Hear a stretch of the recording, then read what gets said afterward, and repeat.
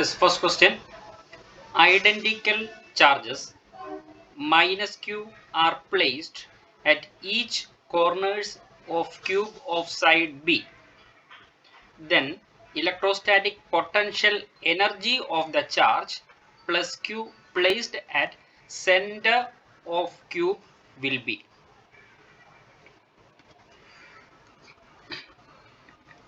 എന്താ പറഞ്ഞിരിക്കുന്നത്? Identical charges minus q are placed at each corners of cube of side B. ഒരു ക്യൂബിന്റെ എല്ലാ കോർണേഴ്സിലും minus Q എന്ന് പറയുന്ന ചാർജ് പ്ലേസ് ചെയ്തിട്ടുണ്ട്. നമുക്ക് എന്താ കണ്ടുപിടിക്കേണ്ടത്? The electrostatic potential energy of the charge plus Q placed at the centre of the cube. ക്യൂബിന്റെ സെന്ററിൽ വെച്ചിരിക്കുന്ന പ്ലസ് ക്യൂ എന്ന് പറയുന്ന ചാർജിൽ ഉള്ള പൊട്ടൻഷ്യൽ എനർജിയുടെ ഇക്വേഷൻ ആണ് നമുക്ക് കണ്ടുപിടിക്കേണ്ടത്. ഓക്കെ, അപ്പം നമുക്ക് ഒരു ക്യൂബ് വരയ്ക്കാം. ഒരു ക്യൂബ് വരച്ചിട്ടുണ്ട്. അതിൽ എല്ലാ കോർണേഴ്സിലും മൈനസ് ക്യൂ ചാർജസ് പ്ലേസ് ചെയ്തിട്ടുണ്ട്. ഓക്കെ, ആകെ 8 കോർണേഴ്സ് ഉണ്ട്. അപ്പോൾ 8 ചാർജസ് ആണ് ഉള്ളത്. ഇതിൻ്റെ സെൻറ്ററിലാണ് എന്ത് വെച്ചിരിക്കുന്നത്? ഈ പ്ലസ് ക്യൂ എന്ന് പറയുന്ന ചാർജ് പ്ലേസ് ചെയ്തിരിക്കുന്നത്. ഓക്കെ, അപ്പോൾ അവിടെ ഉണ്ടാകുന്ന ആ ചാർജിൽ ഉണ്ടാകുന്ന പ്ലസ് ക്യൂ എന്ന് പറയുന്ന ചാർജിൽ ഉണ്ടാകുന്ന electrostatic potential energy. Electrostatic potential എനർജിയുടെ ഇക്വേഷൻ എന്താണ്?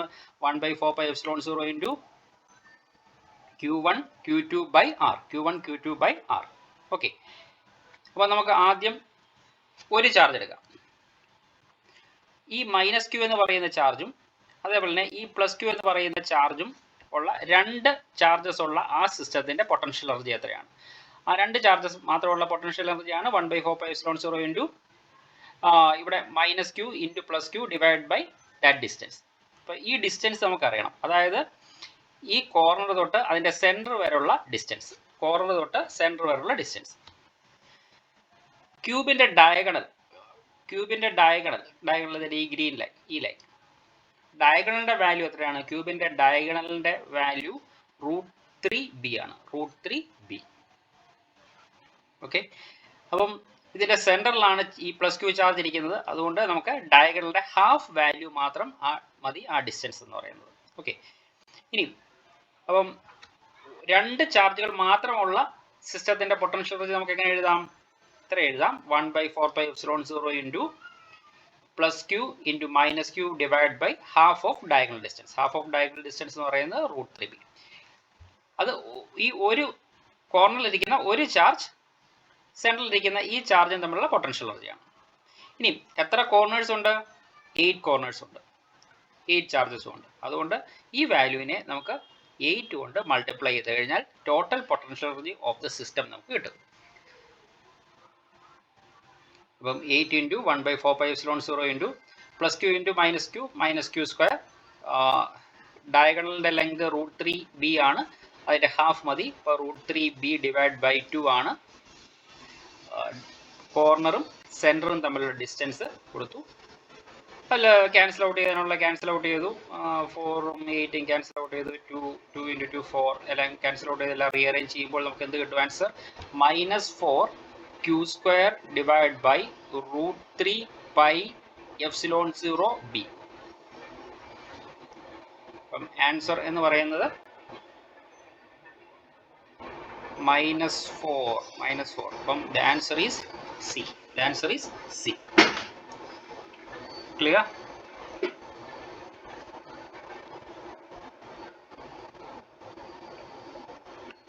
ഡൗട്ട് എന്തെങ്കിലും ഉണ്ടെങ്കിൽ ചോദിക്കാം. Next question.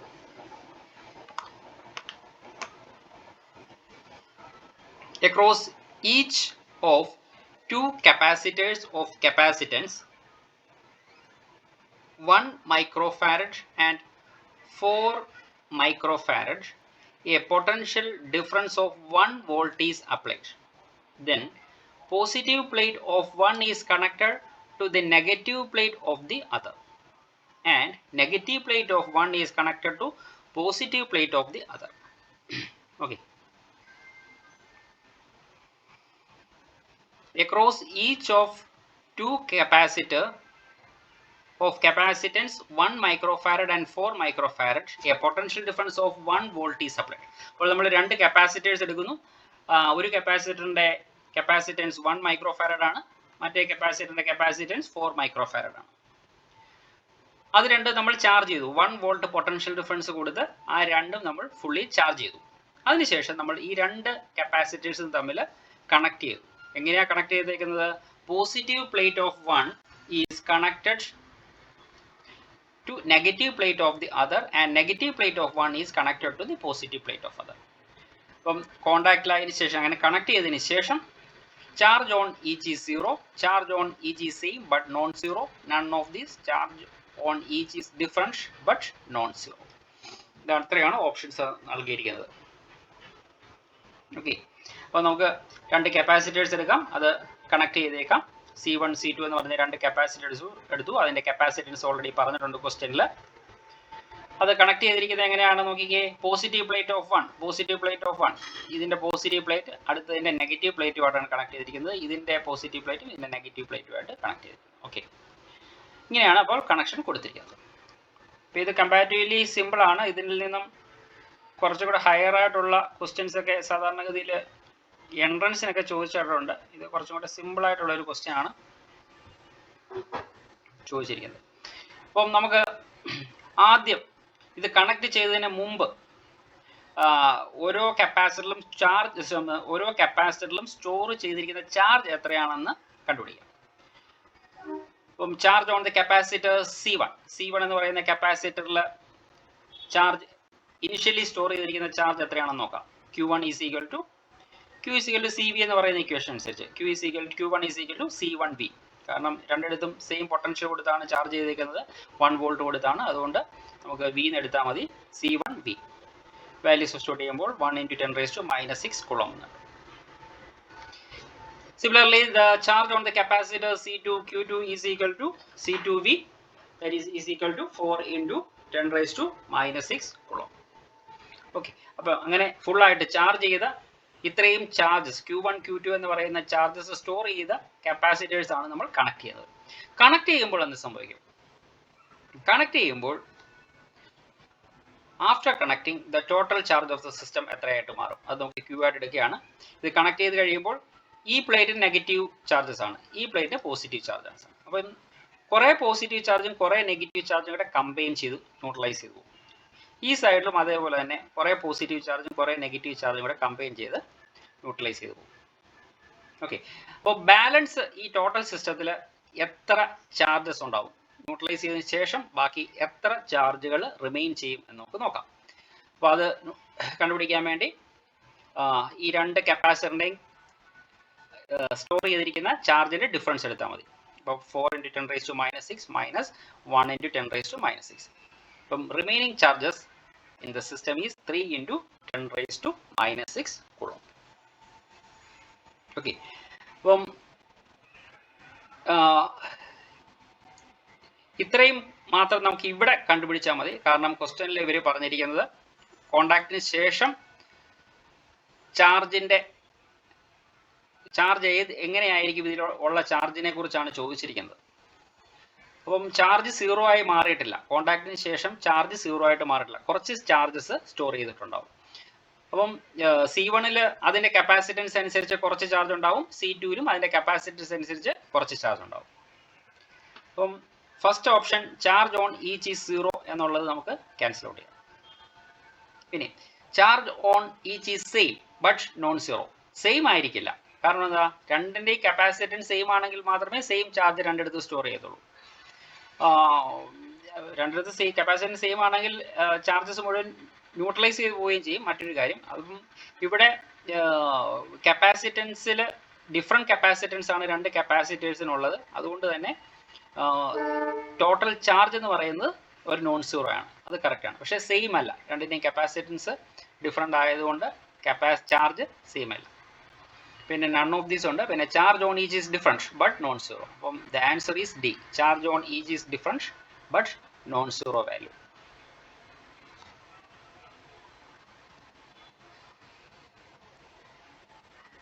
ഓക്കെ,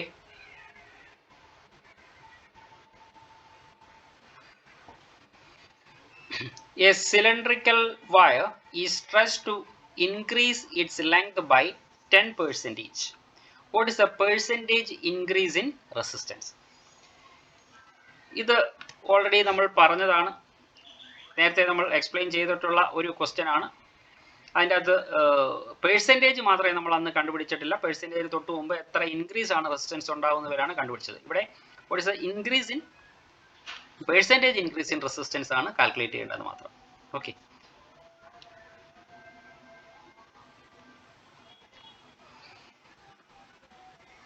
അപ്പോൾ ഇവിടെ ഒരു വയറാണ് എടുത്തിരിക്കുന്നത്. വയറിനെ നമ്മൾ സ്ട്രെച്ച് ചെയ്യുകയാണ് ചെയ്യുന്നത്. സ്ട്രെച്ച് ചെയ്യുമ്പോൾ അതിൻ്റെ ലെങ്ത് കൂടും. അപ്പോൾ ഒരു കാര്യം മനസ്സിലാക്കുക, ഒരു സിലിണ്ടറിക്കൽ ഷേപ്പുള്ള ഒരു വയറാണ്. സിലിണ്ടറിക്കൽ ഷേപ്പുള്ള വയറിനെ നമ്മൾ സ്ട്രെച്ച് ചെയ്യുമ്പോൾ അതിൻ്റെ ലെങ്ത് കൂടുമ്പോൾ അതിൻ്റെ area of cross section decrease ചെയ്യും. അപ്പോൾ അതും കൂടെ നമ്മൾ കൺസിഡർ ചെയ്യണം ഇവിടെ. അപ്പോൾ ലെങ്ത് കൂടുമ്പോൾ area of cross section decrease ചെയ്യും, പക്ഷേ അതിൻ്റെ വോളിയം കോൺസ്റ്റൻ്റ് ആയിരിക്കും. അതായത് ഇനിഷ്യലി ഉള്ള വോളിയവും ഫൈനൽ ആയിട്ടുള്ള വോളിയവും സെയിം തന്നെയായിരിക്കും. ഫൈനലി ലെങ്ത് കൂടുന്നുണ്ട്, ഏരിയ ഓഫ് ക്രോസ് സെക്ഷൻ കുറയുന്നുണ്ട്. അപ്പം പക്ഷേ വോളിയത്തിന് ചേഞ്ച് ഉണ്ടാവില്ല. അപ്പോൾ അതിൻ്റെ ബേസിസിലാണ് നമ്മൾ ഇത്തരം ക്വസ്റ്റ്യൻസ് സോൾവ് ചെയ്യേണ്ടത്. അപ്പോൾ ഫസ്റ്റ് നമുക്ക് ഒരു കണ്ടക്ടറിൻ്റെ റെസിസ്റ്റൻസിൻ്റെ ഇക്വേഷൻ എഴുതാം. Resistance of the conductor R is equal to rho L by A. Next we can calculate the volume of the wire. Volume of the wire. വയറിൻ്റെ ഒരു സിലിണ്ടറിക്കൽ ഷേപ്പ് ആണെന്നാണ് നമ്മൾ assume ചെയ്തിരിക്കുന്നത്. അതുകൊണ്ട് അതിൻ്റെ വോളിയം നമുക്ക് അതിൻ്റെ area of cross section into length, area of cross section into length volume ആയിട്ട് എഴുതാം. V is equal to A into L. After stretching the wire, volume remains the same. വോളിയത്തിന് ചേഞ്ച് ഒന്നും ഉണ്ടാകത്തില്ല. അതുകൊണ്ട് തന്നെ വീണ്ടും വിയുടെ മറ്റൊരു ഇക്വേഷൻ എഴുതാം. A dash into L dash. എന്താണ് A dash? പുതിയ area of cross section. L dash എന്താണ്? സ്ട്രെച്ച് ചെയ്തതിന് ശേഷമുള്ള ലെങ്ത്. ഓക്കെ, അപ്പോൾ വോളിയം രണ്ട് കേസിലും, ഈ കേസിലും വോളിയം സെയിം തന്നെയാണ്. ഇനി 10% വയറിനെ സ്ട്രെച്ച് ചെയ്ത് കഴിഞ്ഞാൽ L ഡാഷിൻ്റെ വാല്യൂ എത്രയാണ്? L ഡാഷ് എന്ന് പറയുന്നത് ഒറിജിനൽ ലെങ്തിൻ്റെ കൂടെ 10% ഓഫ് എല്ലും കൂടെ കൂട്ടണം. അപ്പോൾ 10% ഓഫ് എൽ എങ്ങനെ കണ്ടുപിടിക്കുക? 10% ഓഫ് എൽ L ഇൻറ്റു 10/100 ആണ് 10% ഓഫ് എൽ. അതിൻ്റെ കൂടെ ആക്ച്വൽ ലെങ്ത് ആയ എല്ലും കൂടെ ആഡ് ചെയ്യണം. അപ്പോൾ നമുക്ക് എത്ര കിട്ടും? 1.1 L എന്ന് കിട്ടും. അപ്പോൾ ന്യൂ ലെങ്ത് ഈസ് 1.1 L. ഇനി new area of cross section, new area of cross section എത്ര കിട്ടും? Area of cross section A dash is equal to V by L dash എന്ന് എഴുതാം.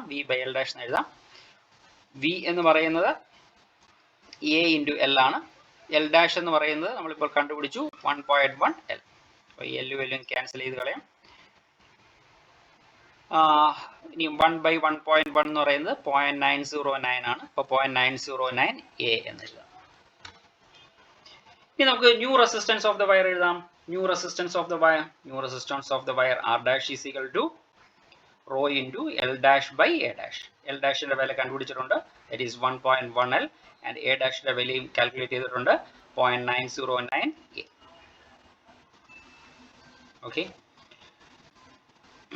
അപ്പം റോ എൽ ബൈ എ എന്ന് പറയുന്നതാണ്. Rho L by A എന്ന് പറയുന്നത് 6 ആണ്. അപ്പോൾ അതിന് പകരം 6 എന്ന് കൊടുക്കാം. 1.1 ഡിവൈഡഡ് ബൈ 0.909 വാല്യൂ എത്ര കിട്ടും? 1.21.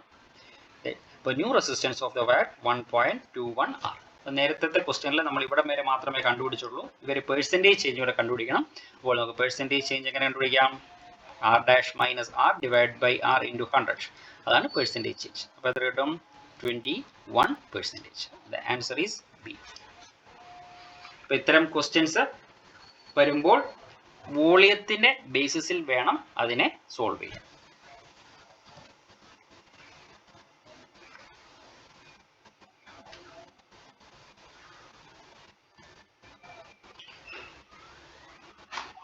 When a metal conductor connected to left gap of a meter bridge is heated, the balancing point, metre ബ്രിഡ്ജിന്റെ ലെഫ്റ്റ് ഗ്യാപ്പിൽ ഒരു മെറ്റൽ കണ്ടക്ടർ വെച്ചിട്ടുണ്ട്. അതിനെ ഹീറ്റ് ചെയ്യുകയാണെങ്കിൽ എന്ത് സംഭവിക്കും? അതിനെ ഹീറ്റ് ചെയ്യുമ്പോൾ എന്ത് സംഭവിക്കും? അതിന്റെ റെസിസ്റ്റൻസ് ഇൻക്രീസ് ചെയ്യും. റെസിസ്റ്റൻസ് ഇൻക്രീസ് ചെയ്യുമ്പോൾ അതിന്റെ ബാലൻസിങ് ലെങ്ത് കൂടുകയാണ് ചെയ്യുന്നത്. അപ്പോൾ the answer is A. Metre ബ്രിഡ്ജിൻ്റെ കേസ് നമുക്ക് കുറച്ച് കഴിയുമ്പോൾ ഡീറ്റെയിൽ ആയിട്ട് നോക്കാം. മറ്റൊരു അസേർഷൻ റീസൺ ക്വസ്റ്റ്യൻ ആണ്. Dielectric breakout occurs under the influence of intense light beam. Dielectric breakdown occurs under the influence of intense light beam. അത് അസേർഷൻ റൈറ്റ് ആണ്. അതേപോലെ തന്നെ ഇലക്ട്രോമാഗ്നറ്റിക് റേഡിയേഷൻസ് എക്സെർട്ട് പ്രഷർ. രണ്ടും ആൻസേഴ്സ് കറക്റ്റ് ആണ്, രണ്ടും correct ആണ്. എന്നാൽ അസേർഷൻ്റെ കറക്റ്റ് എക്സ്പ്ലനേഷൻ അല്ല റീസൺ എന്ന് പറയുന്നത്. അപ്പം രണ്ടും ട്രൂ ആണ്, കറക്റ്റ് എക്സ്പ്ലനേഷൻ അല്ല. അപ്പോൾ അതുകൊണ്ട് the answer is B. Next LCR സർക്യൂട്ടിന്റെ ക്വസ്റ്റ്യൻ ആണ്. In an LCR circuit the capacitance is changed from C to 2C. For the resonant frequency to remain unchanged, the inductance should be changed from L to എത്രയാക്കി മാറ്റണം എന്നുള്ളതാണ്. അപ്പോൾ LCR circuit ആണ്. LCR സർക്യൂട്ടിലെ resonance frequency, resonance case ആണ്. ആ കേസിലെ resonance frequency change ആകാതെ capacitance സിയിൽ നിന്നും 2Cയിലേക്ക് മാറ്റുമ്പോൾ റെസൊണൻസ് ഫ്രീക്വൻസി ചേഞ്ച് ആകാതിരിക്കാൻ വേണ്ടി ഇൻഡക്റ്റൻസിന് എന്ത് ചേഞ്ച് വരുത്തണം എന്നുള്ളതാണ് ചോദിച്ചിരിക്കുന്നത്. അത് വളരെ സിമ്പിൾ ക്വസ്റ്റ്യൻ ആണ്. റെസൊണൻസ് ഫ്രീക്വൻസിയുടെ ഇക്വേഷൻ എഴുതാം. μ0 is equal to 1/2π into 1/√LC. Initial resonance frequency μ0 ആയിട്ട് എടുത്തിട്ടുണ്ട്. കപ്പാസിറ്റൻസിന് ചേഞ്ച് വന്നതിന് ശേഷമുള്ള റെസൊണൻസ് ഫ്രീക്വൻസി μ0 ഡാഷ് ആയിട്ട് എടുത്തു. അപ്പം നമുക്ക് റെസൊണൻസ് ഫ്രീക്വൻസിക്ക് ചേഞ്ച് വരാൻ പാടില്ല. അപ്പോൾ നമുക്ക് μ0 ഈസ് ഈക്വൽ ടു μ0 ഡാഷ് എന്ന് എഴുതാം. μ0യുടെ വാല്യൂ 1/2π ഇൻറ്റു 1/√LC ആണ്.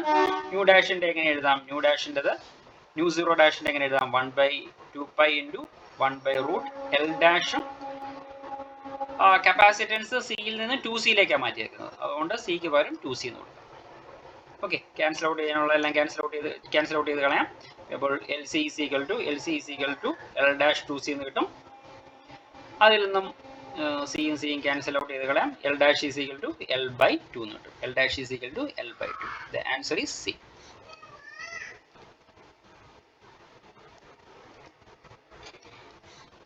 If resistance of 100 ohm, inductance 0.5 Henry and capacitance of 10 into 10 raised to -6 farad are connected in series through 50 Hz AC supply, the impedance will be.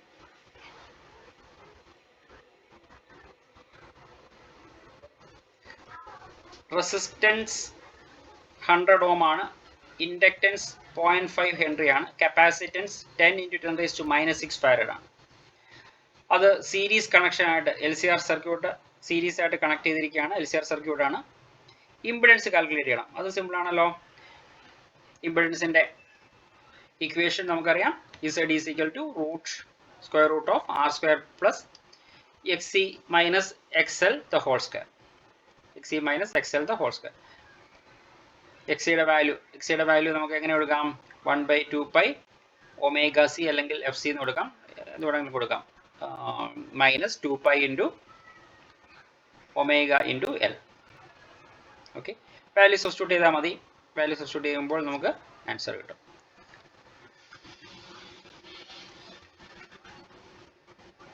Just substitution, ഇംപെഡൻസിന്റെ equation എഴുതി just substitute ചെയ്താൽ മാത്രം മതി.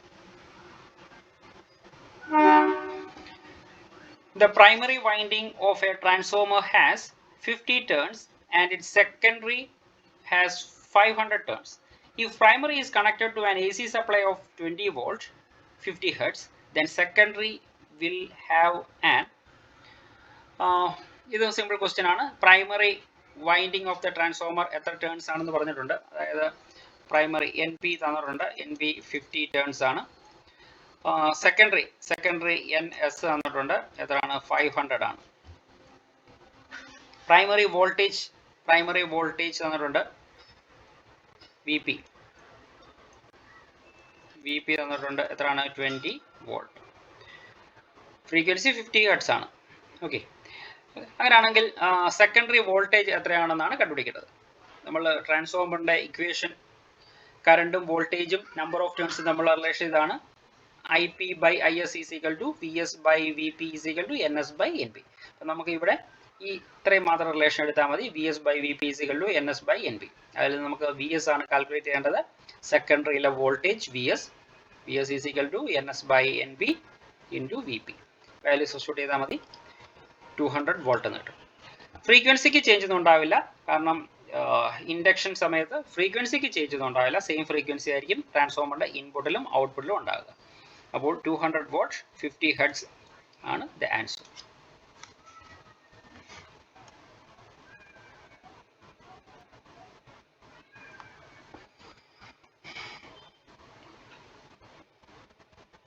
A point charge of 2 coulomb is placed at center of Faraday cage in a shape of cube with surface of 9 cm edge. ഇപ്പോൾ ഒരു ക്യൂബിൻ്റെ അകത്ത്, ഒരു ക്യൂബിൻ്റെ സെൻട്രലായിട്ട് ഒരു പോയിന്റ് ചാർജ് 2 കുളോം ചാർജിനെ പ്ലേസ് ചെയ്തിരിക്കുകയാണ്. ക്യൂബിൻ്റെ സൈഡ് തന്നിട്ടുണ്ട്, എഡ്ജ് തന്നിട്ടുണ്ട്, 9 സെൻറ്റിമീറ്റർ ആണ്. The number of electric field lines passing through the cube normally will be. Electric field lines passing through the cube normally. What is the electric field lines? The number of electric field lines passing normal through a surface എന്ന് പറയുന്നത് എന്താണ്? Electric flux ആണ്. എന്താണ് electric flux? Is the number of electric lines of force passing normal through the surface. അപ്പം ഇവിടെ actually flux ആണ് കണ്ടുപിടിക്കാൻ പറയുന്നത്. അപ്പോൾ ഒരു ക്യൂബ് ഉണ്ട്, ആ ക്യൂബിന്റെ സെൻട്രലാണ് ചാർജ് ഇരിക്കുന്നത്. ആ ക്യൂബിന്റെ സൈഡിൽ കൂടി പാസ് ചെയ്യുന്ന ഫ്ലക്സ് എത്രയാണെന്നാണ് ചോദിച്ചിരിക്കുന്നത്. അപ്പോൾ നോർമലി ഗോസസ് തിയറം അപ്ലൈ ചെയ്താൽ മതി. phi is equal to 1 by epsilon 0 q ആണ് ഗോസസ് തിയറം. ഇവിടെ ഗോസസ് തിയറം എൻക്ലോസ് ചെയ്തിരിക്കുന്ന ചാർജ് 2 കുളംബ് ആണ്. എപ്സിലോൺ 0യുടെ വാല്യൂ കൊടുത്തു. അപ്പോൾ നമുക്ക് 2.26 into 10⁻11 newton metre square per കുളം.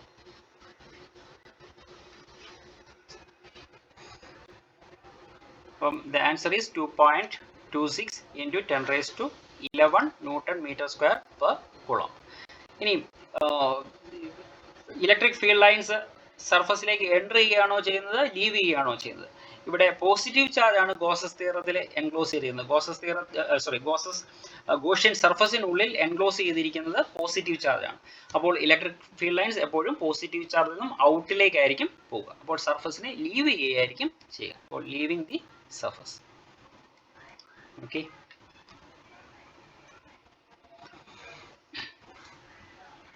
ഇതൊരു ക്വസ്റ്റ്യൻ ആണ്. പക്ഷേ ഈ ക്വസ്റ്റ്യൻ ഓൾറെഡി നമ്മൾ നോട്ട്സിൻ്റെ അകത്തൊക്കെ എക്സ്പ്ലെയിൻ ചെയ്തതാണ്. ടെക്സ്റ്റിലെ ക്വസ്റ്റ്യൻ തന്നെയാണ് വീണ്ടും ഒരു റിപ്പീറ്റ് ചെയ്തിരിക്കുന്നത്. അതുകൊണ്ട് ഞാൻ ക്വസ്റ്റ്യൻ കോപ്പി ചെയ്തില്ല. നമ്മൾ നേരത്തെ എക്സ്പ്ലെയിൻ ചെയ്തത് എക്സ്പ്ലനേഷൻ ഇതായിരുന്നു. When the north pole of the magnet approaches a coil, the side of the coil facing the north pole becomes north. That is, the induced current flows in anti-clockwise direction. ഇതാണ് നമ്മുടെ circular coil. ഈ circular കോയിലിന്റെ near by ഒരു magnet വെച്ചിരിക്കുന്നു. ആ മാഗ്നറ്റിന്റെ north Paul നമുക്ക് ഈ കോയിലിന്റെ അടുത്തേക്ക് മൂവ് ചെയ്യിക്കുമ്പോൾ എന്ത് സംഭവിക്കും? മൂവ് ചെയ്യിക്കുമ്പോൾ ഈ മാഗ്നറ്റിന്റെ ചുറ്റിനും മാഗ്നറ്റിക് ഫീൽഡ് ഉണ്ട്. മാഗ്നറ്റിക് ഫീൽഡ്, അപ്പോൾ ഈ കോയിലുമായിട്ട് ലിങ്ക് ചെയ്തിരിക്കുന്ന മാഗ്നറ്റിക് ഫീൽഡിന് ചേഞ്ച് ഉണ്ടാവും. മാഗ്നറ്റിനെ മൂവ് ചെയ്യിക്കുമ്പോൾ കോയിലുമായിട്ട് ലിങ്ക് ചെയ്തിരിക്കുന്ന മാഗ്നറ്റിക് ഫീൽഡിന് ചേഞ്ച് ഉണ്ടാവും. അപ്പോൾ കോയിലുമായിട്ട് ലിങ്ക് ചെയ്തിരിക്കുന്ന മാഗ്നറ്റിക് ഫ്ലക്സിന് ചേഞ്ച് ഉണ്ടാവും. മാഗ്നറ്റിക് ഫ്ലക്സിന് ചേഞ്ച് ഉണ്ടായാൽ എന്ത് സംഭവിക്കും? മാഗ്നറ്റിക് ഫ്ലക്സിന് ചേഞ്ച് ഉണ്ടായാൽ അവിടെ ഒരു EMF ഇൻഡ്യൂസ് ചെയ്യും. ഇങ്ങനെ ഇൻഡ്യൂസ് ചെയ്യുന്ന EMF ഒരു കറണ്ട് ഫ്ലോ ഉണ്ടാകും. ആ കറണ്ട് ഫ്ലോയുടെ ഡയറക്ഷൻ എങ്ങനെയായിരിക്കും? ആന്റി ക്ലോക്ക്വൈസ് ഡയറക്ഷനിലായിരിക്കും. എന്തുകൊണ്ടാണ് ആന്റി ക്ലോക്ക്വൈസ് ഡയറക്ഷൻ പറയാൻ കാര്യം? ഈ കോയിലിന്റെ മാഗ്നറ്റിനെ ഫേസ് ചെയ്യുന്ന സൈഡ് നോർത്ത് പോൾ ആയിട്ട് മാറണം.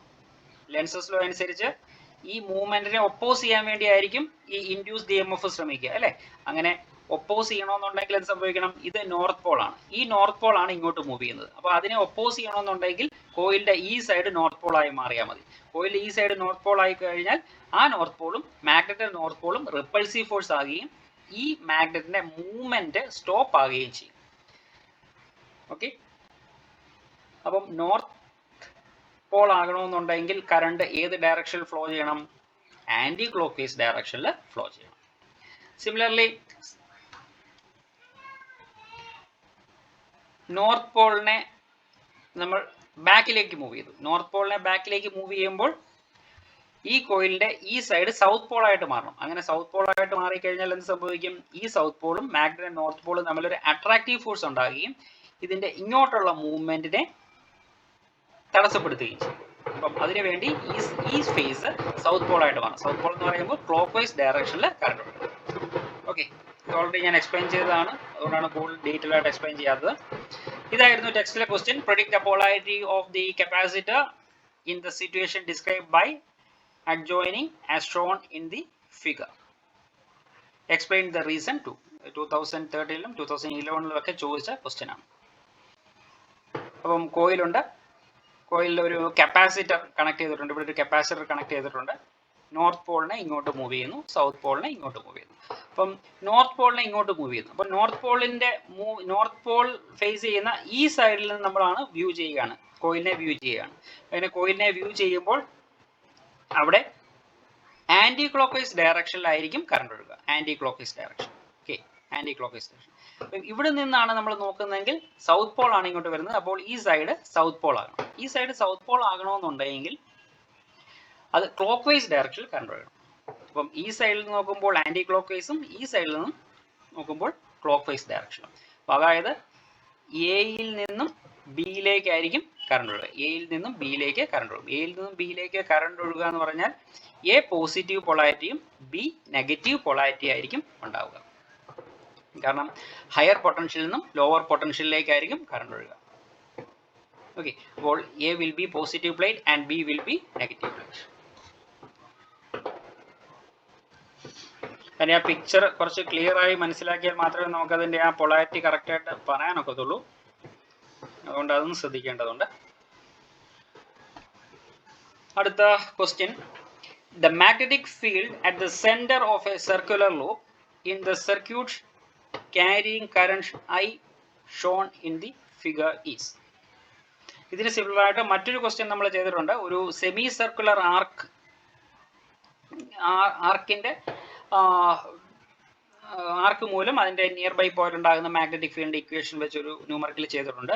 ഇവിടെ സെമി സർക്കിൾ അല്ല, ഇവിടെ ഒരു സർക്കിൾ, ഏകദേശം സർക്കിൾ തന്നെയാണ് ഉണ്ടാവുക. അപ്പോൾ ഒരു സർക്കുലർ ലൂപ്പിലൂടെ കറണ്ട് ഒഴുകുമ്പോൾ അവിടെ ഉണ്ടാകുന്ന മാഗ്നറ്റിക് ഫീൽഡ് ഇക്വേഷൻ വെച്ച് വേണം നമുക്കിത് സോൾവ് ചെയ്യാൻ. ഓക്കെ, അപ്പം കറണ്ട് ലൂപ്പിനെ എങ്ങനെയാണ് ഉണ്ടാക്കിയെന്ന് നോക്കിക്കേ. ഒരു സ്ട്രെയിറ്റ് വയർ ഉണ്ട്, സ്ട്രെയിറ്റ് വയർ ഇവിടം വരെ വന്നു, അതിനെയാണ് ബെൻഡ് ചെയ്ത് ഒരു സർക്കുലർ ലൂപ്പാക്കി മാറ്റിയേക്കുന്നത്. വീണ്ടും കറണ്ട് ഈ ഡയറക്ഷനിൽ സ്ട്രെയിറ്റ് ആയിട്ട് പോയി. നമുക്ക് ഇതിന്റെ സെന്ററിൽ ഈ പോയിന്റിൽ ഉണ്ടാകുന്ന മാഗ്നറ്റിക് ഫീൽഡിന്റെ ഇക്വേഷൻ ആണ് എഴുതേണ്ടത്. ഈ പോയിന്റിൽ ഏതൊക്കെ current carrying conductors magnetic field ഉണ്ടാകും? നമുക്ക് ഈ സ്ട്രെയിറ്റ് വയേഴ്സ് ഈ പോയിന്റിൽ ഒരു മാഗ്നറ്റിക് ഫീൽഡ് ഉണ്ടാകും. സിമിലർലി ഈ സർക്കുലർ ലൂപ്പും ഇതിന്റെ സെന്ററിൽ ഒരു മാഗ്നറ്റിക് ഫീൽഡ് ഉണ്ടാകും. ആ രണ്ടിന്റെയും കൂടെ വെക്ടർ സം എടുത്താൽ മതി. ആദ്യം നമുക്ക് magnetic field due to a circular loop എടുക്കാം. ഈ സർക്കുലർ ലൂപ്പ് ഇതിന്റെ സെന്ററിൽ ഉണ്ടാകുന്ന മാഗ്നറ്റിക് ഫീൽഡിന്റെ ഇക്വേഷൻ. അതിന്റെ ഇക്വേഷൻ നമ്മൾ ഓൾറെഡി ഡിറൈവ് ചെയ്തിട്ടുള്ളതാണ്. ആ ഡിറൈവ് ചെയ്തപ്പോൾ നമുക്ക് കിട്ടിയ ഇക്വേഷൻ എങ്ങനെയാണ്? μ0I/2r, μ0I/2r. അല്ലെങ്കിൽ ആ ഇക്വേഷൻ നമുക്ക് μ0/4π ടേമിൽ എഴുതാം. μ0/4π 2πi ഡിവൈഡ് ബൈ r. രണ്ടും സെയിം ആണ്. ഇവിടെ ഒരു μ0/4π എന്ന രീതിയിൽ എഴുതിയേക്കുന്നത് മാത്രമേ ഉള്ളൂ. ഏതെങ്കിലും ഒരു ഇക്വേഷൻ നിങ്ങൾ കാണാതെ പഠിച്ചു വെച്ചാൽ മതി. Magnetic field due to a circular current carrying loop. Okay, അതിന്റെ ഇക്വേഷൻ ആണ് ഇത്, μ0I/2r. ഇനി ഈ B1ന്റെ ഡയറക്ഷൻ എങ്ങോട്ടാണ്? റൈറ്റ് ഹാൻഡ് തമ്പ് റൂൾ ആണ് അവിടെ ഡയറക്ഷൻ പറയുന്നത്. റൈറ്റ് ഹാൻഡ് തമ്പ് റൂൾ ഉപയോഗിച്ച് നിങ്ങൾ നോക്കുകയാണെങ്കിൽ എന്താണ് റൈറ്റ് ഹാൻഡ് തമ്പ് റൂൾ പറയുന്നത്? ഫിംഗേഴ്സ്, റൈറ്റ് ഹാൻഡിന്റെ കേൾഡ് ഫിംഗേഴ്സ് ആണ് കറന്റ് ഫ്ലോയിങ്ങിന്റെ ഡയറക്ഷൻ കാണിക്കുന്നത്. അങ്ങനെയാണെങ്കിൽ തമ്പിന്റെ ഡയറക്ഷൻ ആയിരിക്കും മാഗ്നറ്റിക് ഫീൽഡ് ഡയറക്ഷൻ. ഇപ്പോൾ റൈറ്റ് ഹാൻഡ് കേൾ ചെയ്ത് നിങ്ങൾ നോക്കുകയാണെങ്കിൽ നിങ്ങൾക്ക് മനസ്സിലാവും മാഗ്നറ്റിക് ഫീൽഡിന്റെ ഡയറക്ഷൻ ഈ പേപ്പറിന്റെ പ്ലെയിന് പെർപെൻഡിക്കുലറും അകത്തോട്ടുമാണ്, ഇൻവേർഡ് ആയിട്ടായിരിക്കും ആക്ട് ചെയ്യുക. ഓക്കെ, അപ്പം ഈ സർഫസിന് പെർപെൻഡിക്കുലർ ആയിട്ട് അല്ലെങ്കിൽ പേപ്പറിന്റെ പ്ലെയിന് പെർപെൻഡിക്കുലർ ആയിട്ട് അകത്തോട്ട് ആക്ട് ചെയ്യും. അതാണ് B1. ഇനി ഈ സ്ട്രെയിറ്റ് വയേഴ്സ് മൂലം ഇതിന്റെ നിയർ ബൈ പോയിന്റിൽ ഉണ്ടാകുന്ന മാഗ്നറ്റിക് ഫീൽഡിന്റെ ഇക്വേഷൻ നമുക്ക് ആംബിയർ സർക്യൂട്ടറി തിയറത്തിന്റെ ഫസ്റ്റ് ആപ്ലിക്കേഷൻ്റെ ഇക്വേഷൻ വെച്ച് നമുക്ക് കണ്ടുപിടിക്കാം mu zero I by 2πr. അതിനെ നമുക്ക് മ്യൂ സീറോ ബൈ 4πയുടെ ടേമിൽ എഴുതുവാണെങ്കിൽ മ്യൂ സീറോ ബൈ 4π 2i/r എന്ന് എഴുതാം. ഓക്കെ, ഇനി ഇതിന്റെ ഡയറക്ഷൻ നമുക്ക് തരുന്ന ഏതാണ്? റൈറ്റ് ഹാൻഡ് ഗ്രിപ്പ് റൂൾ ആണ്. റൈറ്റ് ഹാൻഡ് ഗ്രിപ്പ് റൂളിൽ തമ്പിന്റെ ഡയറക്ഷൻ ആണ് കറണ്ടിന്റെ ഡയറക്ഷൻ. സ്ട്രെയിറ്റ് കറണ്ട് ക്യാരിങ് കണ്ടക്ടറിൽ ഒഴുകുന്ന കറണ്ടിന്റെ ഡയറക്ഷൻ തമ്പിന്റെ ഡയറക്ഷൻ ആണ്. അങ്ങനെയാണെങ്കിൽ മാഗ്നറ്റിക് ഫീൽഡ് ഡയറക്ഷൻ ആണ് കേൾഡ് ഫിംഗേഴ്സ് നമുക്ക് നൽകുന്നത്. അത് നോക്കുമ്പോൾ അതിന്റെ ഡയറക്ഷൻ നമുക്ക് എങ്ങനെ കിട്ടും? അതും ഈ പേപ്പറിന്റെ പ്ലെയിന് പെർപെൻഡിക്കുലർ ആണ്, പക്ഷേ അത് ഔട്ട്വേർഡ് ആണ്, നമ്മുടെ നേരെയാണ് ആ മാഗ്നറ്റിക് ഫീൽഡ് ഡയറക്ഷൻ വരുന്നത്. അപ്പോൾ B1 എന്ന് പറയുന്ന മാഗ്നറ്റിക് ഫീൽഡ് ഡയറക്ഷൻ ഇൻവേർഡ് ആയിട്ടും അതിന് നേരെ ഓപ്പോസിറ്റ് ആയിട്ട് ഔട്ട്വേർഡ് ആയിട്ട് B2 എന്ന് പറയുന്ന മാഗ്നറ്റിക് ഫീൽഡ് ഡയറക്ഷൻ കിട്ടുന്നു. അപ്പോൾ ഈ രണ്ട് മാഗ്നറ്റിക് ഫീൽഡ് ഡയറക്ഷനും കൂടെ മാഗ്നറ്റിക് ഫീൽഡിന്റെയും വെക്ടർ സം എടുത്തു കഴിഞ്ഞാൽ നമുക്ക് റിസൾട്ടന്റ് മാഗ്നറ്റിക് ഫീൽഡ് നമുക്ക് കിട്ടും. അപ്പോൾ നമുക്ക് രണ്ട് ഓപ്പോസിറ്റ് ഡയറക്ഷൻ ആണ്, ഒന്ന് അകത്തോട്ടും മറ്റൊന്ന് പുറത്തോട്ടുമാണ്. അപ്പം അതുകൊണ്ട് ഈ രണ്ട് വെക്ടേഴ്സിന്റെയും വെക്ടർ സം എടുക്കാൻ വേണ്ടി അതിന്റെ മാഗ്നിറ്റ്യൂഡിന്റെ ഡിഫറൻസ് എടുത്താൽ മതി. അപ്പോൾ മാഗ്നിറ്റ്യൂഡ് ഡിഫറൻസ് എടുക്കാം B1 minus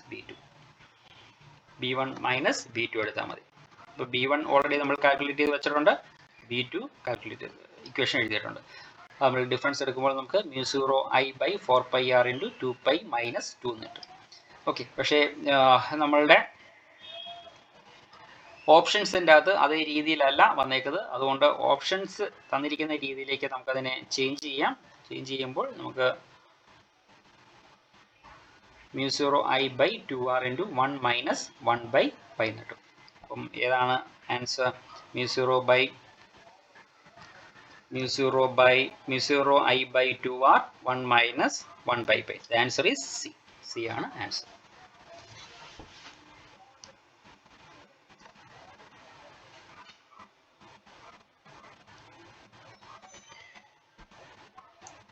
An inductor L having a resistance R and a capacitance C are connected to an alternating source of EMF E.